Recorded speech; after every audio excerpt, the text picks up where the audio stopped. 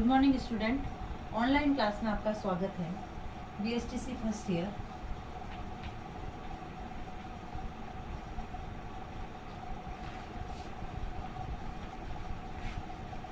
कला शिक्षा। आज का हमारा प्रकरण है, इसमें बच्चों में चित्र विकास की अवस्थाएं। चित्र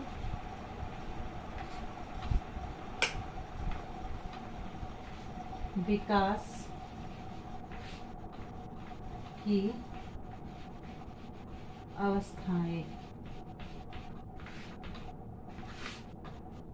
यानी कलाकार जो होता है वह विशेष प्रकार का कोई मनुष्य नहीं होता है, बल्कि हर मनुष्य एक विशेष प्रकार का कलाकार होता है। और बच्चों के चित्रों में क्रमशः जो है परिवर्तन होता रहता है, उनकी आवश्यकताएं बदलती रहती है। इसका कारण यह है कि मनुष्य बच्चे हर समय कुछ न कुछ नई नई बातें ग्रहण करते हैं। उनका हर अनुभव विकसित की अवस्था को थोड़ा थोड़ा बदलता है। उनका हर अनुभव जो होता है वह उनकी चित्र की अवस्था को थोड़ा थोड़ा करके बदलता रहता है। बच्चों में एक गुण होता है, कुछ छिपाने का गुण। कम उम्र में बच्चों के शब्दों की भाषा अविकसित होती है, इसलिए कला ही उनके आत्म प्रकटन का एक मुख्य साधन है, जिसके माध्यम से वह अपने भावों को अभिव्यक्त करते हैं। उनके बनाए चित्रों में उनके भीतरी विकास के दर्शन होते हैं, यानी जब वो चित्र बनाते हैं तो उनके अंदर क्या चल रहा है उसका पता चलता है, और उनका स्वगुण हमें पता चल जाता है। इस निरीक्षण से पता चलेगा कि बच्चे किस प्रकार स्वाभाविक कला से गुजरते हैं। इसी प्रकार बच्चे की कलाकृति की सबसे सुंदर चीज है उसकी गलतियां, और जितनी गलतियों को शिक्षक द्वारा सुधारा जाएगा उतना ही बेजान, मंद और व्यक्तित्व विहीन व्यक्तिकृति बन जाएगी। यानी जैसे जैसे उनको सुधारा जाएगा वैसे वैसे बालक में जो है बेजान, मंद और व्यक्तित्व जो विहीन है वह एक कृति या कलाकार बन जाएंगी। यह रविंद्रनाथ टैगोर ने कहा था। अब जो बच्चों में जो चित्र बनाने की कला की जो अवस्था है वह होती है 4 प्रकार की। सबसे पहले विखेरन या किरम काटे की अवस्था। विखेरन या किरम कांटे की अवस्था। उसके बाद है प्रतीक काल, दूसरी है प्रतीक काल। फिर है वास्तविकता से परिचय काल, वास्तविक से परिचय काल। और उसके बाद है किशोरावस्था, और उसके बाद किशोरावस्था और उसके बाद। ये जो 4 मुख्य अवस्थाएं हैं जो बालकों में चित्र विकास की अवस्थाएं होती है, ये उपयुक्त अवस्थाएं है जो बच्चों के कला अनुभव में आमतौर पर देखी जाती है। इनकी निश्चित उम्र बताना कठिन है। एक अवस्था से दूसरी अवस्था, दूसरी अवस्था से तीसरी अवस्था, तीसरी से चौथी में बच्चे कब प्रवेश करेंगे यह निश्चित नहीं कहा जा सकता। इसलिए इसमें सबसे पहले ये बिखेरन और ये किरम काटे वाली जो अवस्था बताइए, इसमें जो है बालक हाथ में जब पेंसिल पकड़ने लायक होने पर शुरू में जो पेंसिल से लकीरें खींचता है, ये लकीरें किसी वस्तु विषय का चित्र नहीं होती है। यानी जब बालक छोटा होता है, शुरू शुरू में जब पेंसिल पकड़ता है तो कभी आड़ी तिरछी जो रेखाएं खींचता है, वह रेखाएं खींच तो लेता, किंतु उनकी कोई विषय वस्तु नहीं होती है। केवल साधन से परिचय और शारीरिक हलचल प्रकट करता है कि बच्चे ने पेंसिल पकड़ना सीखा और आड़ी तिरछी रेखाएं खींच लेता है। इस अवस्था में होता है बच्चे बड़ों की तरह हाथ में पेंसिल चलाने की कोशिश करते हैं। सबसे पहले तो यह जान लेना उचित होगा कि चित्रकला की प्रवृत्ति तभी से शुरू होनी चाहिए जब बच्चे पेंसिल या लेखनी द्वारा आड़ी तिरछी रेखाएं खींचना प्रारंभ कर देते हैं।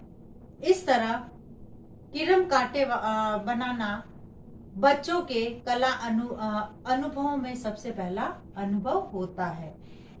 ये जो अवस्था होती है यही किरम कांटे वाली अवस्था होती है। यानी बच्चे जो शुरू शुरू में आड़ी तिरछी रेखाएं खींचता है, यही उनके किरम कांटे वाली अवस्थाएं होती है। यह कला विकास की पहली सीढ़ी होती है। बच्चे अपने साधनों से परिचय करते हैं। साधारण तौर पर शिक्षक यह समझते हैं कि चित्रकला का काम बच्चों को तभी देना चाहिए जब उन्हें आकार और रंगों का ज्ञान हो, किंतु यह विचार अवैज्ञानिक है। वह बालक स्वभाव के विरुद्ध होता है, क्योंकि बालक रेखाएं खींचना तो जब पेंसिल पकड़ना सीखता है तभी से शुरू कर देता है। बच्चों का जगत है, जगत से परिचय होता है, वह आकार और रंग द्वारा भी होता है। इसलिए उनमें शुरू से ही चित्रांकन के साधन मिलने चाहिए। यानी जब बालक पेंसिल पकड़ना और रेखाएं खींचना शुरू करता है, उसी के आधार पर शुरू से ही उनमें जो है चित्रकला का विकास होना चाहिए। उसके बाद दूसरी जो अवस्था है वह है प्रतीक काल की अवस्था। प्रतीक काल में जैसे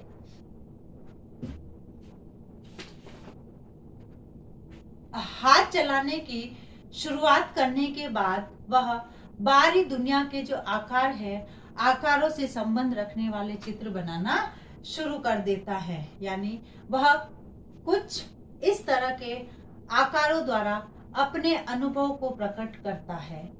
यह आकार बच्चों के अपने अनुभव द्वारा निर्मित दिखने वाली वस्तुओं के आकार के होते हैं, किंतु वास्तविक नहीं होते हैं, वास्तविक आकार जैसे नहीं होते। इससे बच्चे वस्तु को जैसा जानते हैं वैसा ही अनुभव करते हैं और वैसा ही चित्र बनाते हैं।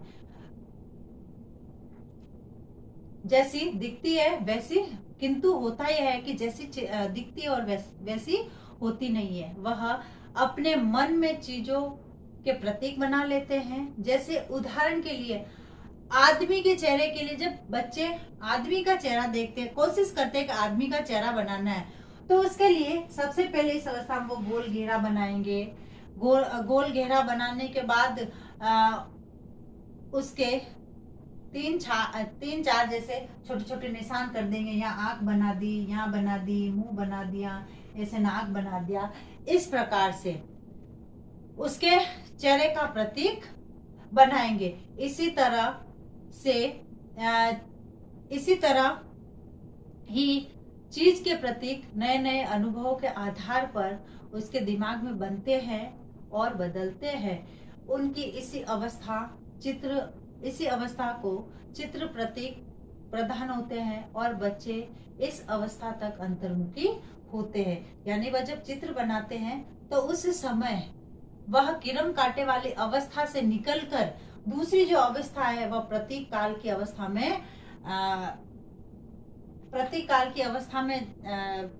आते हैं। तथा इसमें जो है, जो बालक जो देखता है, जो सीखता है, जो महसूस करता है, उसी का चित्र बनाता है। तो इस प्रकार से बालकों की ये जो किरम कांटे वाली अवस्था है चित्र बनाने की और प्रतीक काल वाली अवस्था है, इसका पता चलता है। अब वास्तविक से परिचय काल, रियलिज्म और किशोरा अवस्था के बाद की जो अवस्था है उसके बारे में हम अपने नेक्स्ट वीडियो में अध्ययन करेंगे। आज का आपका गृह कार्य है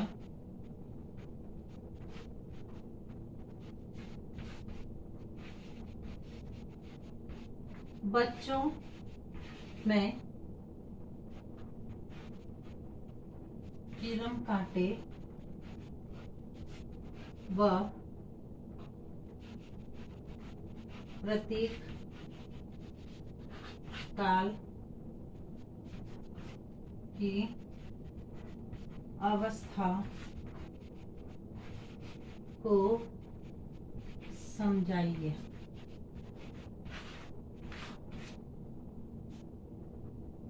अब एक विशेष बात, जैसे कि हम सभी जानते हैं कि वर्तमान में कोरोना जैसी महामारी भयंकर रूप से फैल रही है, तथा इससे बचाव हेतु हमें उपाय करने, हाथों को सैनिटाइज करना, मुंह पर मास्क लगाना, सोशल डिस्टेंस का ध्यान रखना, 2 गज दूरी, मास्क है जरूरी।